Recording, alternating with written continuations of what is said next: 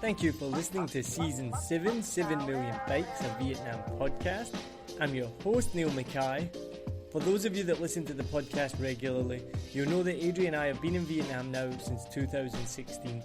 So we know how hard it can be to find English entertainment here and meet new friends.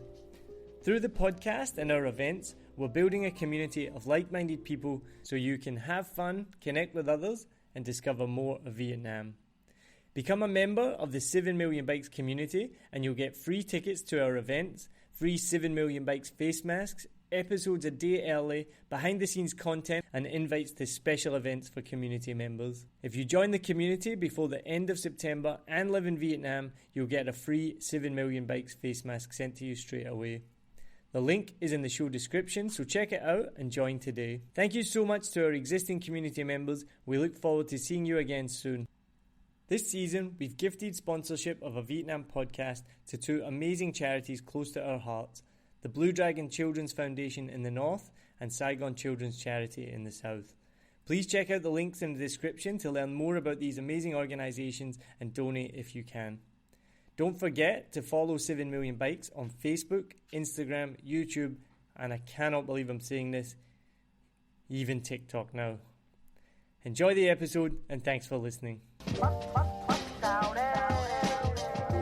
Alright, welcome to another episode of 7 Million Bikes, a Vietnam podcast. I'm your host, as always, Neil Mackay. Now, my guest today is the founder and creator of the Vietnamese Boat People podcast.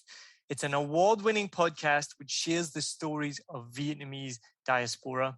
Something we've talked a lot about with our guests who are children of people who were in fact Vietnamese boat people.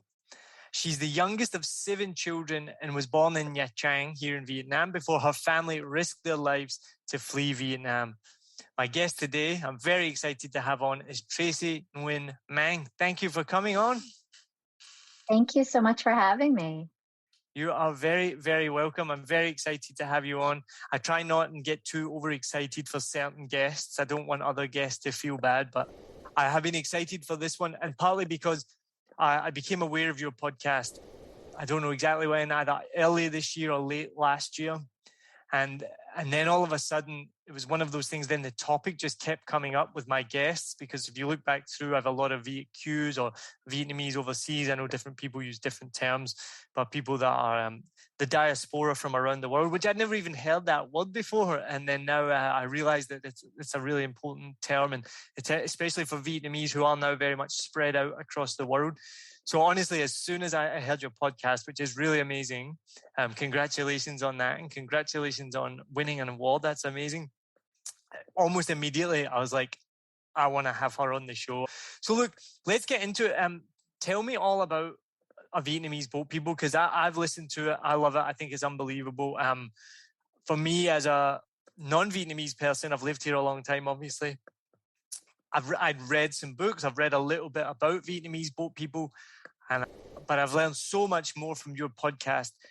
And you can talk on it a bit more, and then I'll stop talking. But even from my own experience with friends here, I know that it's difficult. It's a difficult experience and situation to talk about, whether they're a boat person or whether it's related to the war. I know people here who their parents have never really told them much about their experiences. They've just overheard stuff where they've been drinking beer with their friends, and that's the only way that they've learned what their parents actually went through.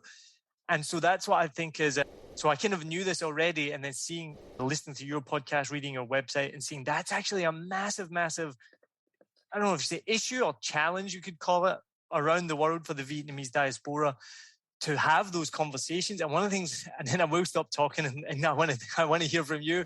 I thought was amazing on your website was the conversation kit to talk with parents. So please talk about that as well. So I'm going to stop talking. Please tell all of our listeners, because I'm sure they're as excited as I am. How did the Vietnamese Boat People start? What is it about? And tell us everything.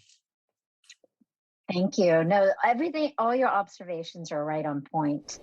For me, in your introduction, I came to the United States at the age of 3. So we stayed in Vietnam after the war. I mean, the diaspora journey of the Vietnamese people are at varying levels, but really up until 1975, there were very few Vietnamese people living in other countries. And if they were, it was because they were either studying overseas or involved in some sort of diplomatic career. And so 1975 was really the point where, because of the war and because people were trying to flee the conflict of the war and the results, that's where the community was spreading all over the world. And for me, growing up back then in 1981, which is when I came to the US, there were few Vietnamese people. They were starting to populate, and depending on where you lived in the United States, you might be surrounded by a community where like they were familiar with other Asian groups like Chinese Americans, Japanese Americans, but Vietnamese Americans, like they don't really know anything about Vietnamese people other than the war, because that was what was being portrayed within the US media. So for me, and I think my experience when I started the podcast, I discovered that it was very common among other communities. But we grew up where, inside our house, I spoke Vietnamese. I mean, it's my first language, but I never formally got educated in Vietnamese. But outside of our home, you can just imagine as a child, I just wanted to fit in. I was surrounded by a lot of, white friends, and I was in the public school system, but based on the dividing points, I ended up in a school where there were very few minorities, where it was a lot of middle to upper class. And I just happened to be on the borderline of government housing. My parents were in the low income bracket. And so when I stepped outside of my house, it was a completely different world at school. And so a lot of what I think I spent my childhood doing was kind of suppressing my history and heritage because I wanted to adapt and assimilate. And I think my parents wanted that for all of us. So there was that understanding that, we don't have to always talk about the past. The children are too young. And to your point, it's very traumatizing, and so my mom had always been very open about what our life was like in Vietnam. We lived in very poor living conditions. My parents actually came from a lot of wealth, but, as you might have heard or read, there was a lot of regulations afterwards. So everybody was kind of put on similar social economic class. And it was hard and we were struggling. And then when we came to the US, we were still struggling, right? I mean, now we didn't speak the language. We didn't know the culture. We were on like subsidized housing, food stamps, whatever it might be. And so all of that, I think it's just heavy for a child, right? Let me just fast forward of how Vietnamese boat people began. I think I feel like what I call the epic combination of varying forces.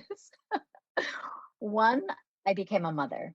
I had 2 children and I got married and had children a little bit later. I mean, nowadays it's common, but I was, 35 by the time I had my first child. And so by the time I turned 40, I was in this moment where I, was doing very well in corporate America, but I was always questioning whether or not that's what I wanted to do. At the same time, when I turned 40, my dad turned 80.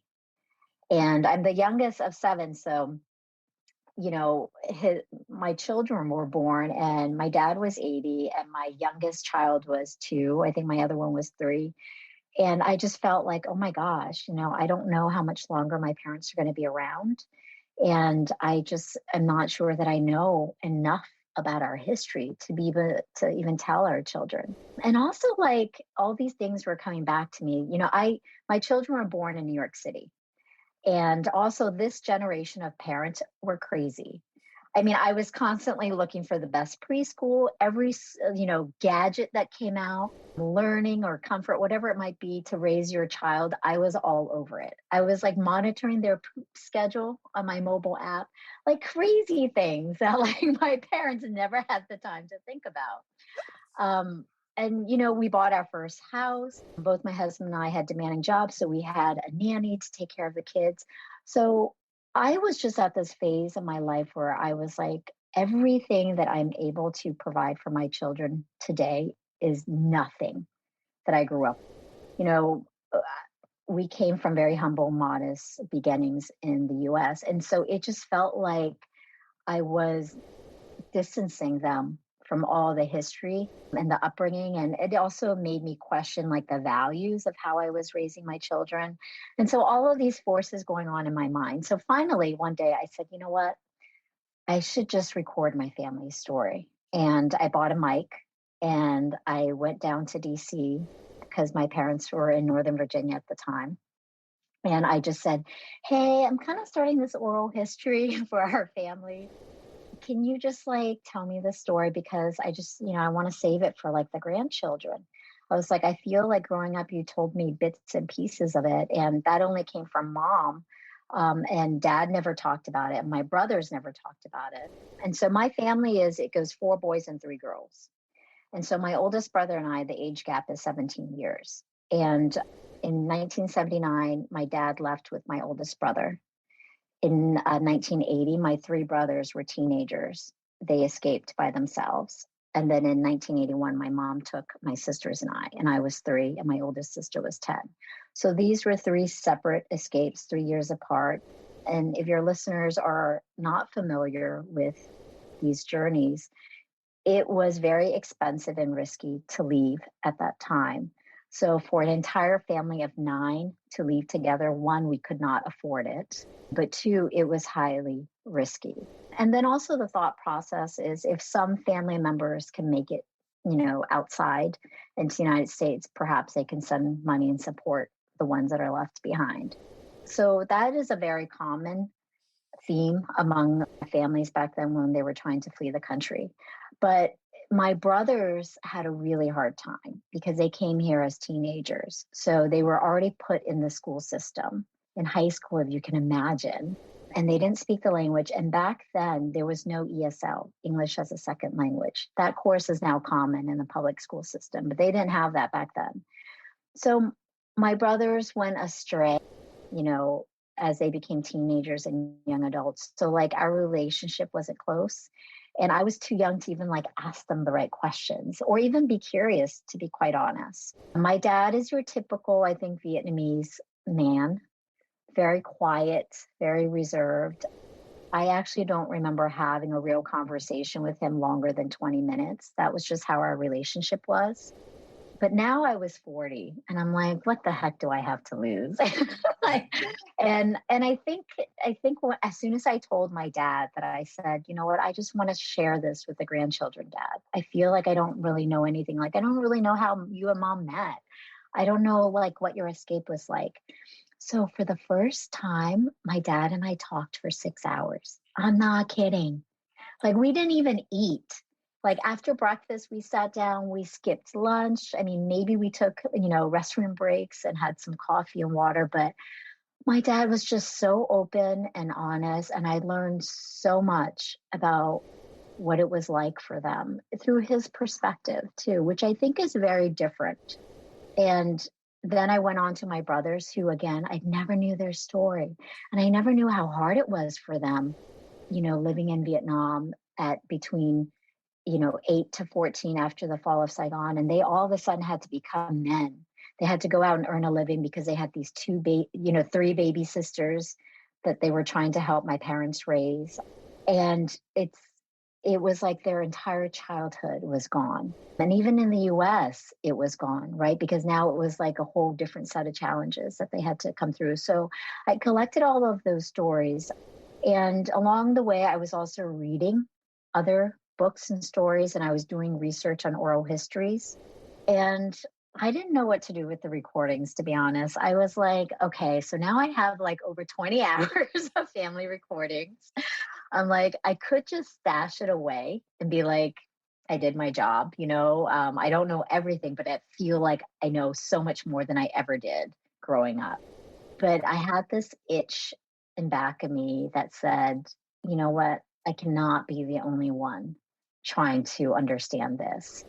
And when I was reading oral histories, or actually researching oral histories and going to universities and trying to find these like audio archives that are so impossible to find, and written archives. And I just thought, of course we don't know about this, because any oral history project that's been done is like hidden somewhere in like a university or a library, and how is the everyday person like me supposed to be able to know it?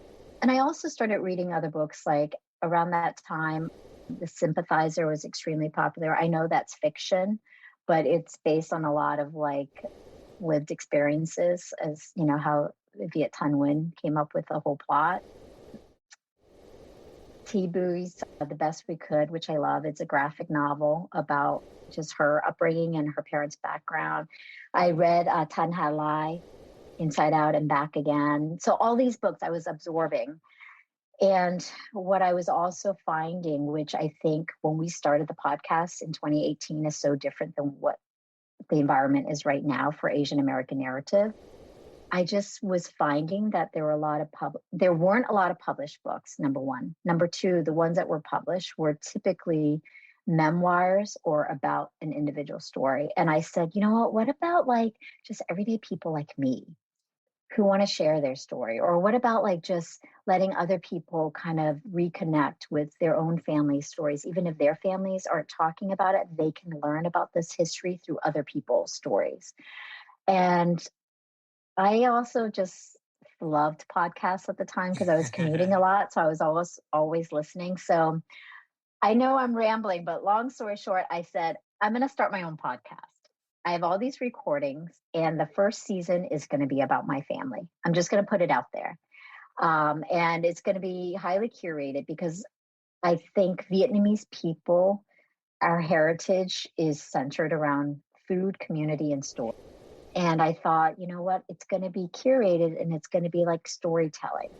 And that every episode is going to be centered around something unique or specific to this individual's experience and perspective. Because while I do feel that millions went through this journey, while I do feel like this is a monumental part of history, that there are common threads across every individual's stories, the beauty of oral history is it's about one person's perspective, memory, and experience. And that is always unique. That is always unique.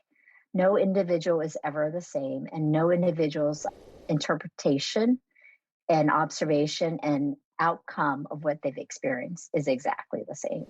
So I launched season 1 with my family. I don't even know if my dad and mom has actually ever listened to the podcast.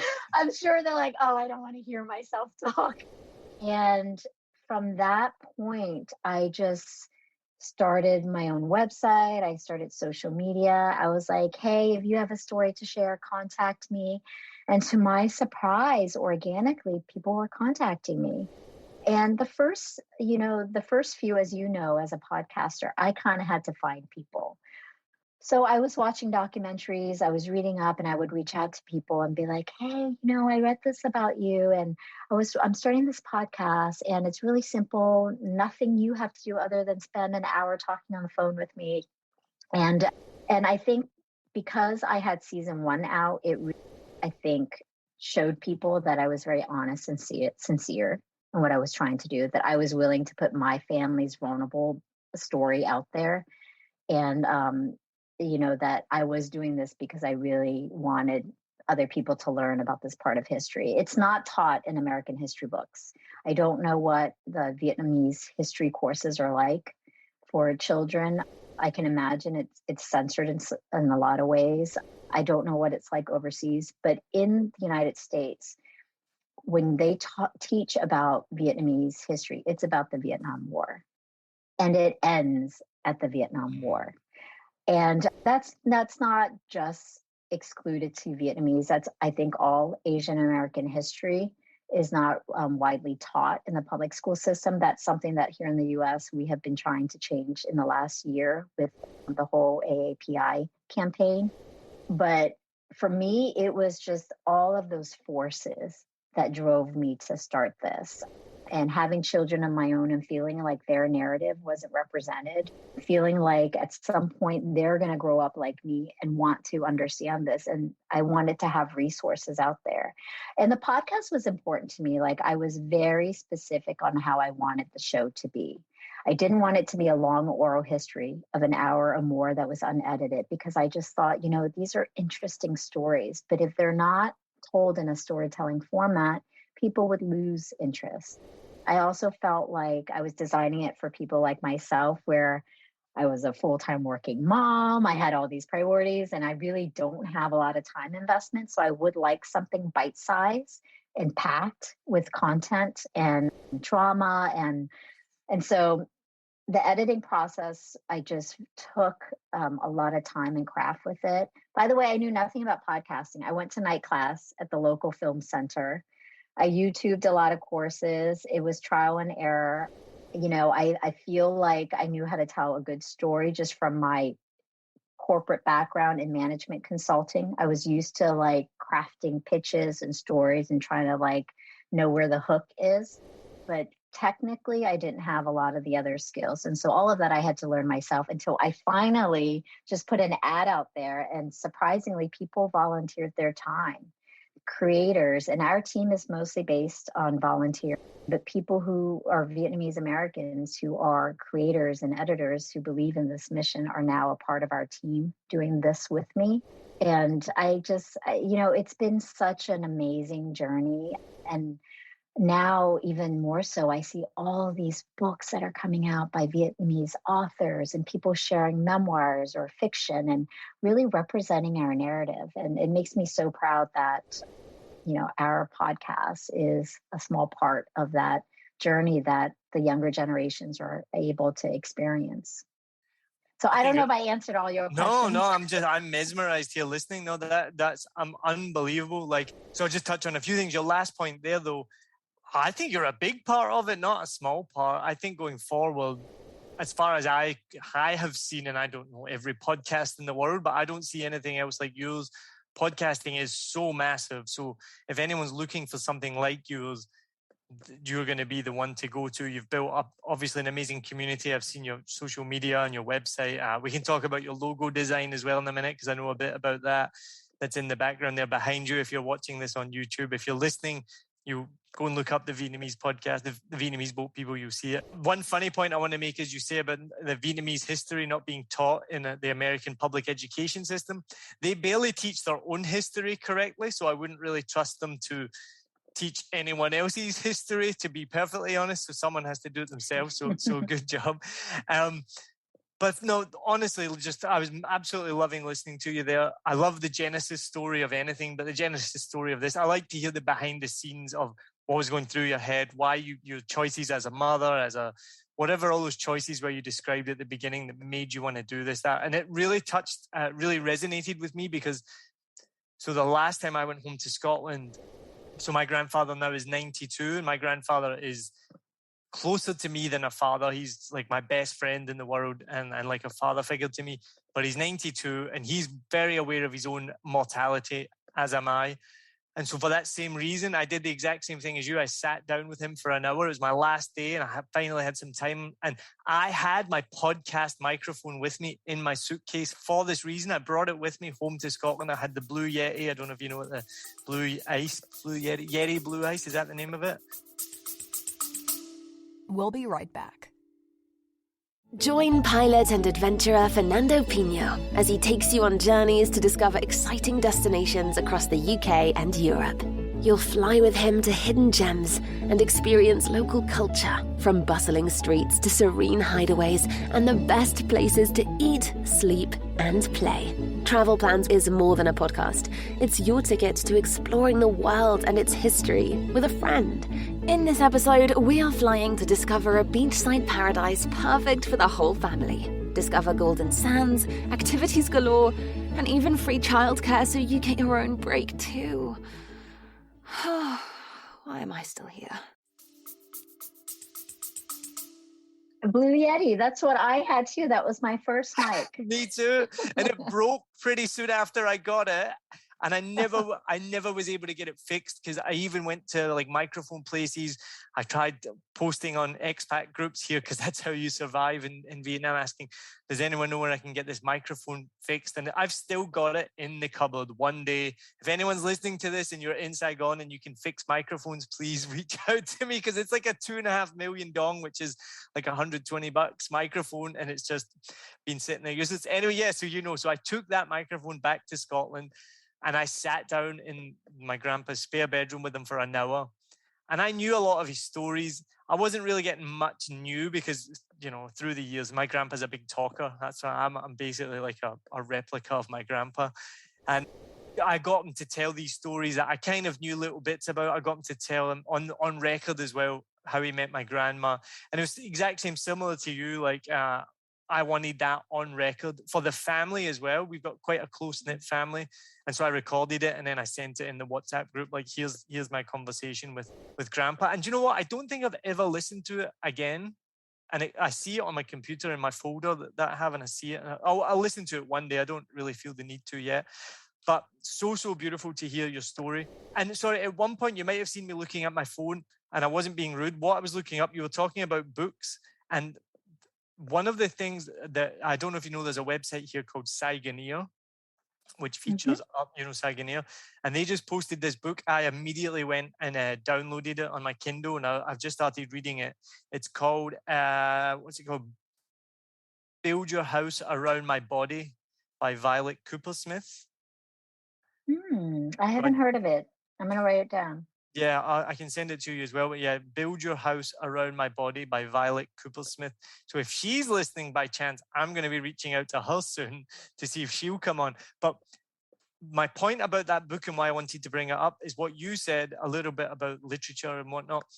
The reason that this book was highlighted is because it's one of the few books that is not about the Vietnam War. Because even here in Vietnam, and I don't know what Vietnamese writers write about, obviously, because I can't read it. But this is what the article said, which really caught my attention, was most Vietnamese literature is centered around the war, because that is just such a kind of big center of gravity for Vietnam. And this book is I think it's fiction. It's maybe based on fact a little bit, but it's not like a story. It's not like a memoir or anything. But they're saying it's a really good book because it's not based on the Vietnam War, but it's still based on Vietnam and the situations and the lifestyle. And I've only just read the first couple of chapters.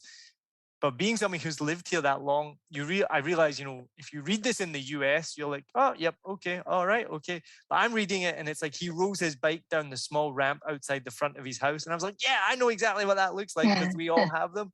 He was eating hoochoo by the side of the road. And I'm like, so if you're reading it from the US or from anywhere in the world, you have to read it and picture it in your head. Whereas I read it and I'm like, yeah, that's like down the road, I mean, it is so hard, but like you said, to really talk about Vietnamese diaspora with it not touching on the war in some capacity, right? Like it is the point in which the diaspora overseas really exploded.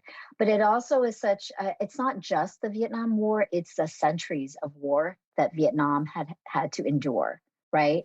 I mean, the country was never really ruling itself. And I know we didn't want to dig into too much politics on the show, but it's a country that has been colonized and really never really had its own voice.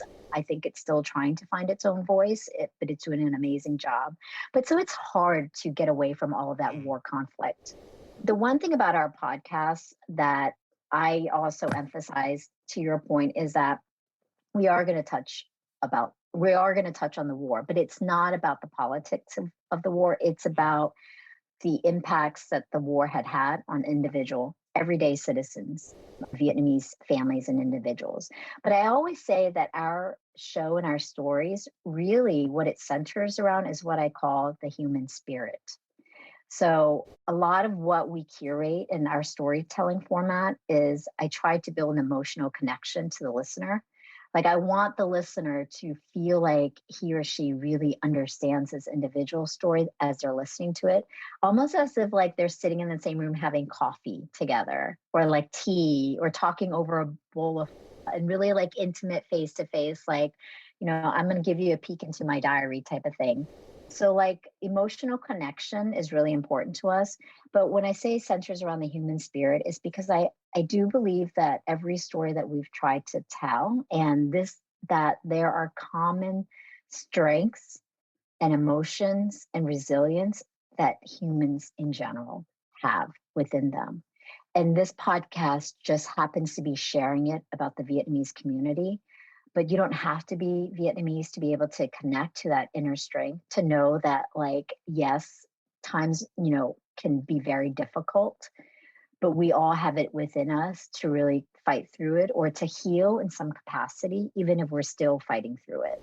And so that's what we try to do with our stories, is that, yes, the history of it is always going to go back to the war in some capacity, but it's not about the war. It's about just, people in general. And we hope that, and we always try to end every episode with something that I call subtly inspiring. So I always try to have a message at the end that says, you know what, we hope that you take away some inspiration and motivation from the episode without, literally saying those words. Both Saigon Children's Charity and Blue Dragon have emergency COVID appeals. The outbreak of the Delta variant is wreaking havoc on vulnerable communities across Vietnam. Families are struggling to survive. They need your help, especially impoverished children in lockdown areas. You can sponsor a COVID backpack now with Saigon Children's Charity, containing food staples, hygiene necessities, books and games to a child in COVID-affected areas in Vietnam, so that they know they are taken care of physically and mentally. Or in the north, you can donate an emergency food pack through Blue Dragon. It contains fruit and vegetables, rice and staples to keep children and families going.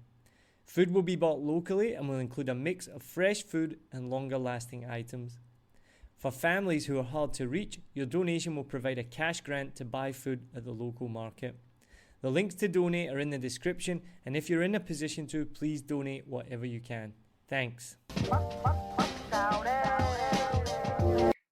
People in general. And we hope that, and we always try to end every episode with something that I call subtly inspiring. So I always try to have a message at the end that says, you know what, we hope that you take away some inspiration and motivation from the episode without, literally saying those words.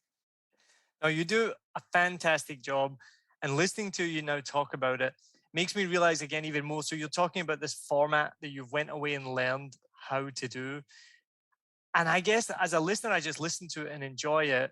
But now I'm like, oh yeah, you do that. And you have done that. And you have crafted a story, because it's a completely different format to what we're doing right now. So as I said to you, we're just going to have a conversation and we see where it goes. And, so it's quite a simple format. And I do edit it, but that's more for quality rather than like storytelling effect. But for you to go away and learn how to do that and then craft it to make, because you have to, I know how editing works, and just editing this format can take a lot of time. So for you to then chop it up, make it into a story, edit it, put it together, and then make it so good, it's really impressive. So again, well done. Oh, thank you. Yeah, there's a lot of, I say, love, sweat, and tears. And the tear part, my team and I always laugh about, because we're like, these are like tearjerker moments. Yeah, there's a lot of them. Just listening to the stories, yeah. But yeah, and I'm so lucky to have a team that's willing to pour hours into this. And you get it as a podcaster. Like, our shows are by design 30 minutes or less. We have some that are the exception, but the majority is 30 minutes or less. But that is I'm talking 60 plus hours of editing process to get to that 30 minutes. I can't imagine for a show like yours. I mean, for me, I think maybe in the beginning for a 1 hour episode, most of mine are about an hour. You're looking at probably like 2 hours of editing, then more time for promo, sharing, all of this stuff. And one day I don't want to do it because it'll probably make me cry, but I'd love to look at how much time, and if I put money towards that time, like how much time I've put in. And, I want to say a massive, massive thank you. We do now have, we've started our own 7 Million Bikes community with Patreon, and we're up to 7 members of this week, which doesn't sound much, but it's that's tripled our membership in the last just month alone. People giving as little as $4 a month. And I'm going to write a message soon just to those people to show how much of a difference that makes, because people don't also realize that podcasting costs money. Like, you have your hosting costs, the cost of your microphone, the cost of your time, editing software, a whole bunch of other things. And then you get a website as well. I've got a website. The website costs money. So all these things cost money. So these people that are giving, they're becoming members, which means they do get benefits as well. So they get free tickets to my comedy shows, and they get content early, things like this. But that Wait, you do comedy shows? That's a different conversation. Yeah, so I'm a stand-up comedian, and I'm a I host comedy shows as well. So I started doing podcasts first and then doing comedy shortly after. And now I do both. Oh, okay. Well, that's a side note. I'd love to check out one of your shows. Well, they're all online now, so you can come and watch one. I'll send you the link.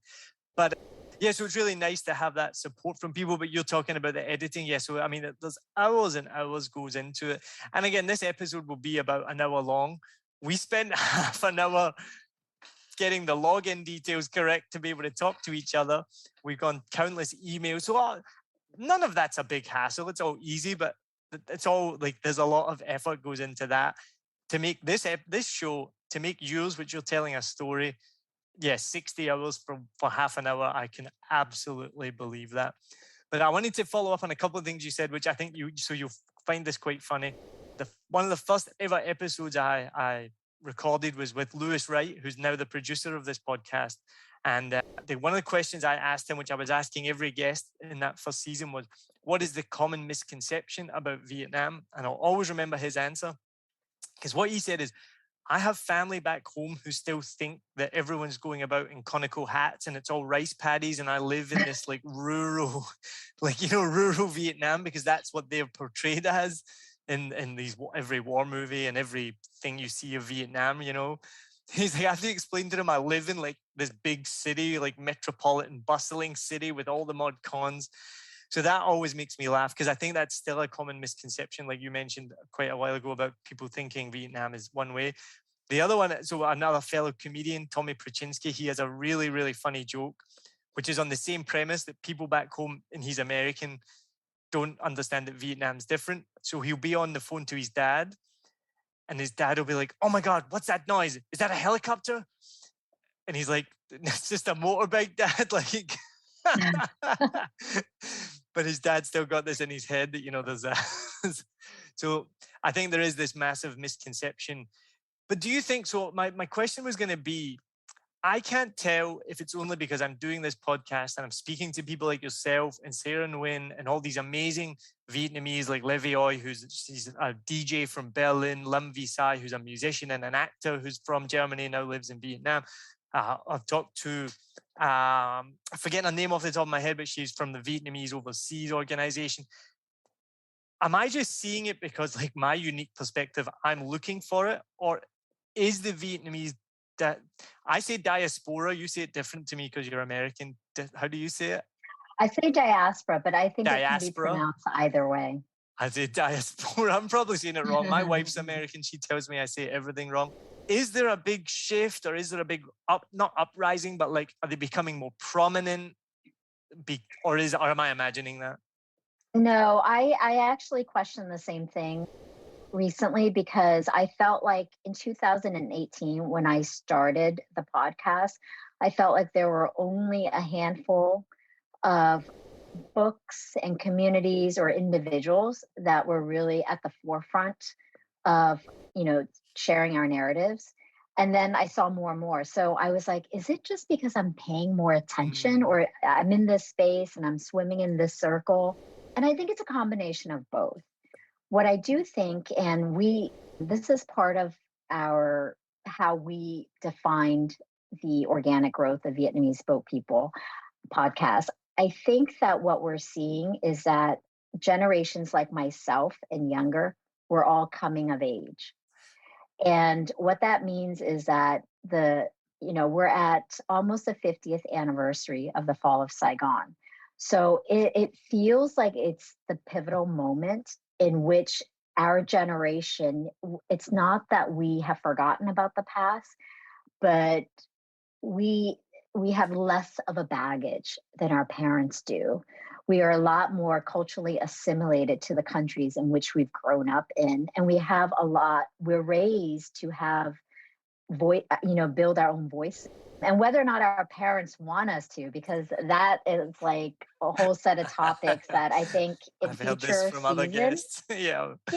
In future seasons, I think we're going to deep dive into some of those topics. But whether or not our parents want us to have our own voice and to chart our own journeys, because they are still heavily, we're still heavily influenced by them and how we were brought up. It's hard not to want to chart our own path because we live in countries where that is encouraged. And I also think, technology, social media, all of that stuff is at our fingertips. So it's so much easier to have a voice, to share a story if you have one, to put an opinion out there. So all of these forces, I think, is at the point where my generation, Sarah's, people that are younger than us, I think you're going to see more and more of it. I think we come at it from a very different perspective than our parents. I think in some ways, our parents had experienced so much that it was too hard for them to think about anything other than survival and success. And the interpretation of success between generations is completely different, right?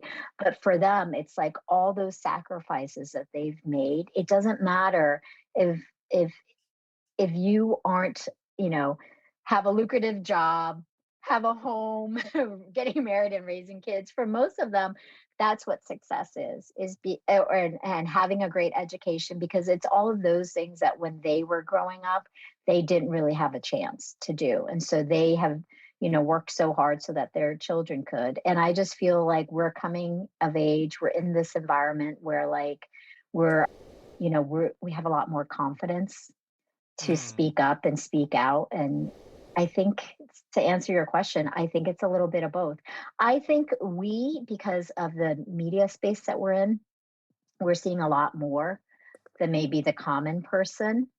But I also think it's a lot more available. Like I was speaking to, so one thing that our podcast reaches that I didn't intend it to reach was actually teachers and professors. So I created just for like everyday people who love podcasts or who just wanted to be able to, learn about the Vietnamese diaspora in bite size. But we've had recently in the last year or so, a lot of courses reach out to us that are studying either Asian American history, mostly at the university level, or ones that are just studying critical refugee studies. They have made our podcast a part of their syllabus. And it's because they were like, well, it's so great because you're sharing these experiences that we teach on paper and via textbook. And now we have something that is like, in first person, that someone who's lived through things that, our students are reading, like they can now, People interpret could be it writing through someone's papers experience. about your podcast. That is insane. I mean, and we've had graduate students reach out and say, would it be okay if we reference your podcast as part of this study? And I'm like, please, we designed it for public use. I was like, yes, it's free. It's for your taking. And I hope that, it opens up different perspectives for what you're trying to study. But those are the things where I think that nowadays, going back to the part about how just our history isn't taught when we were growing up, nowadays our children are at least in some ways getting more exposed to some of it than we ever have. So I think it's only going to go up from here, hopefully. So to carry on what you said, I do agree. I kind of thought it is that coming of age. It's that time where people are between, that 20 to 40 age, as I said, like, people who are becoming DJs or fashion designers. Every day this week, it's about Kong Trees design some other dress that a famous person's wearing. You've got Kelly Marie Tran, who's in Star Wars. You've got all these Vietnamese people of that age coming of age and making positive contributions.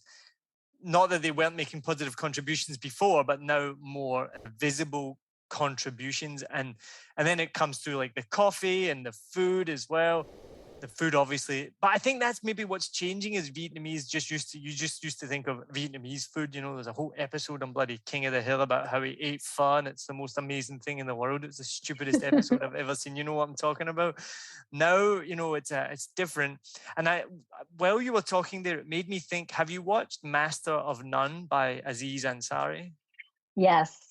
So the episode when him and his friend kind of do what you do and they interview their fathers, or they don't interview them, but they talk to their fathers because they realize it's first generation. Are they first? I always get this confused. Are they first generation immigrants, second generation? So everybody gets this confused, actually. Yeah. Okay, good. First, I felt really bad there for a second. I was like, how am I getting this wrong? No, everybody gets it confused because It depends on what you're referencing. So first generation immigrant is when you were born in a different country and you came to that country as an immigrant. Second generation is your parents were the one that came and you were born in the new country. But everybody gets it confused because, I call myself first generation Vietnamese American. And I'm technically 1.5 is a term, like we had a whole season on 1.5. And 1.5, the definition really, or how we've interpreted on our season, is that you come here as children. So you're kind of not like immersed in your Vietnamese culture in Vietnam because you never really grew up there. But you're not really American either because you came here as a child. So we call this hybrid world, and that's where the 1.5 generation. But everybody gets it confused. I still get it confused. I feel like use it however you like and just explain the context. Well, we had a guest on the last season, or even the season before, Tracey Nguyen, and I'd never heard of this term before. He described himself as a third culture kid. Have you heard this one? So his parents were from two different cultures. One of them was his dad was Vietnamese, his own. And then but he was born in the UK, but his mum and dad, so he was from these three cultures. Now I'd never heard that before, and I was like, wow, okay, that's a whole nother Yes.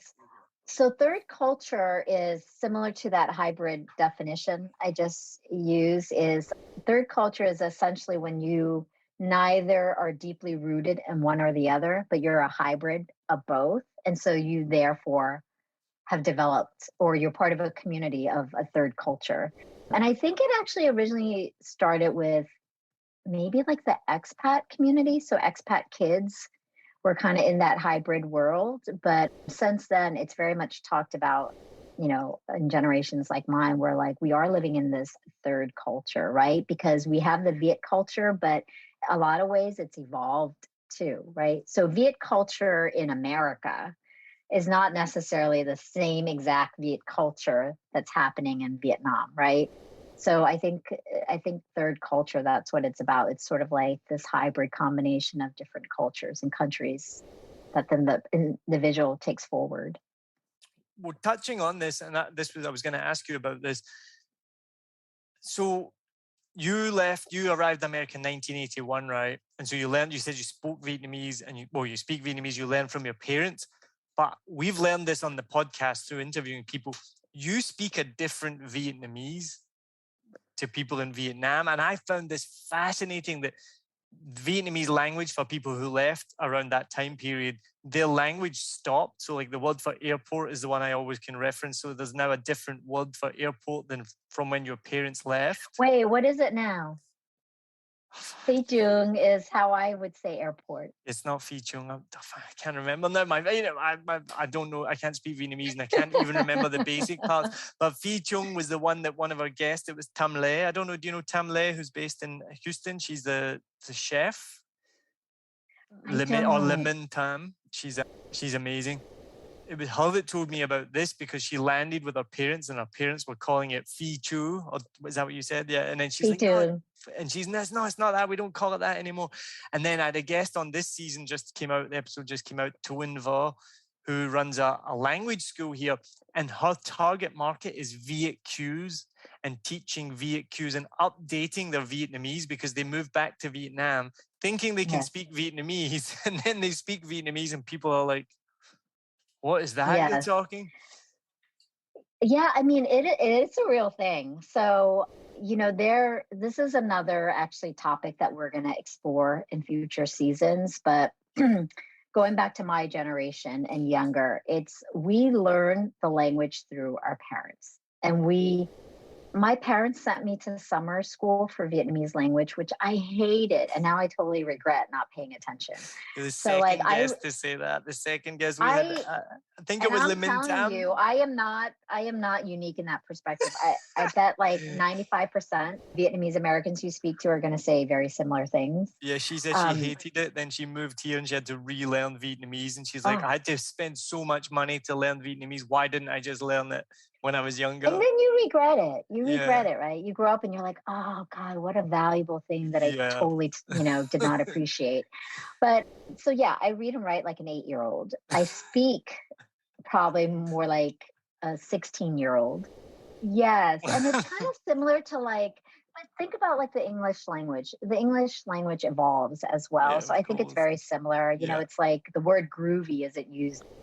But you know, so I think it's similar. I think every language evolves. And to your point, we took my parents had the language. They came to the United States and they taught us what the language was when they left.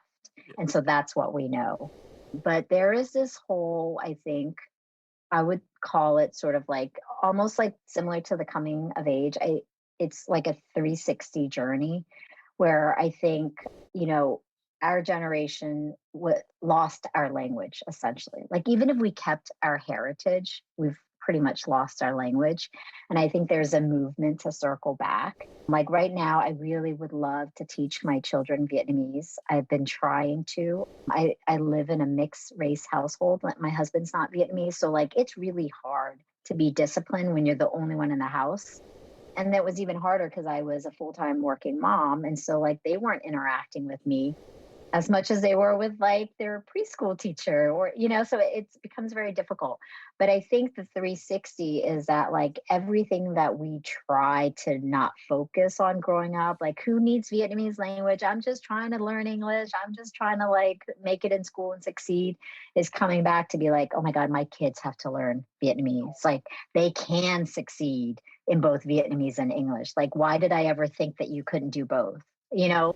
So you're seeing that. And I think it's in other cultures too. I don't think it's limited to just Vietnamese culture, but I think it's part of just like the immigrant journey, to be honest. Like any immigrant family comes over, and as much as you want your children to hold on to their heritage, you also want them to assimilate. So you're a lot more forgiving, right? When they start to learn the English language versus try to retain their heritage language. So I think it's just kind of that journey that we're experiencing. Yeah, absolutely. Yeah. So tell us, before we're going to go into the final questions that we ask everyone, tell us what's coming up. Tell me more. I said in the beginning, tell me about the conversation starter kit. And I do want to mention, going all the way back to the beginning, you touched on your parents' story. There's 7 of you. You left in different stages. I've listened to the episode, obviously, as I've said. If you're listening, please go and listen to the Vietnamese Boat People. Listen to that first episode. It will blow your mind what your family went through. And they all successfully made it to the US, right? Which is just like the odds are so stacked against you, which is unbelievable. Before we started this episode, I was just telling my wife about it. And I was like, her parents went through this amazing thing. Like the brothers had to hide in the house. The authorities came after them. Like the one I was telling her, I was like, you know, your mum had to get the whole village to lie that your dad had like taken off, and like, what was it? Was it he'd lost loads of money and he'd just taken off or something like that? Yes. I was like, just unbelievable what this family went through to get there. So yeah, please go and listen to that. So before we get through to the final questions, though, just tell everyone about this conversation starter kit, because I think when I read that, I was like, wow. As you can tell by the way I've been talking, I've interviewed lots of different guests who we've touched on this subject lots of time. And when I saw that on your website, I was like, wow, I bet that's so helpful to so many people. Yes, no, I appreciate you asking. Thanks for listening to this episode of 7 Million Bikes, a Vietnam podcast. We hope you enjoy hearing our guest stories. If you haven't already, please make sure to subscribe to the show and turn on notifications so you never miss a new episode. Thank you so much to our producer, Lewis Wright, for making sure the show sounds as good as possible for you. And also a big thanks to the 7 Million Bikes community members and everyone who supports us.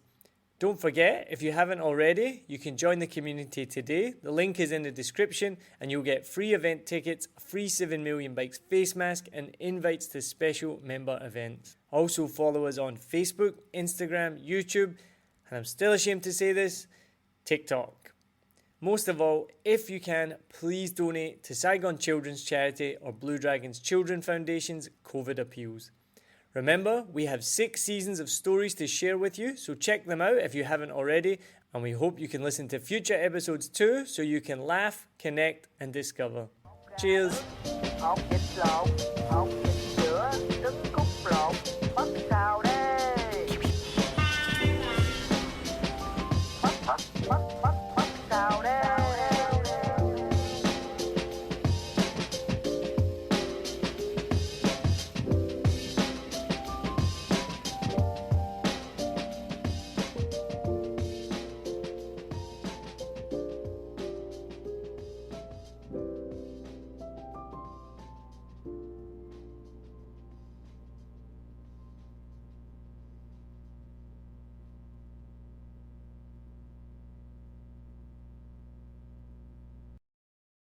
I hope you enjoyed this episode. If you're like me, you may use your laptop at places where you have to use public Wi-Fi. This opens you up to digital snoopers. It's a massive problem. It can be your internet service provider, or you know who, looking at what you do online, or a cyber criminal trying to steal your bank passwords or credit card info, or even a hacker at the next table trying to steal your sensitive data. These days, it is vital that you keep your data safe. NordVPN keeps all of these snoopers away. It makes your internet activity private, protects you from accessing dangerous websites that are phishing for your data, and lets you enjoy your favorite content securely, even while away from home. And it's easy to use, even I could use it. I've actually been using NordVPN for years now here in Vietnam, and I'm excited to be an affiliate partner with them. I've used NordVPN to watch Netflix, BBC, Disney Plus with ease, and I also know that my information and data are safe from prying eyes, whoever they may be. Join now and you'll get 68% off and 3 months free when you go to my link, nordvpn.com/SMB. Just again, for those hard of hearing, nordvpn.com/SMB. The link is also in the show notes. I know nobody checks them out, but go check that out and you can get the link from wherever you are listening to this podcast. As an affiliate partner, it also means that I will get a small commission when you sign up, but at no extra cost to you. So not only will you be getting a great deal through 7 Million Bikes, you get a great VPN and you'll be supporting 7 Million Bikes podcast. Stay safe online and enjoy the shows you love. Any questions, just let me know. You know how to get in touch with me. And thanks for listening to this show. Cheers.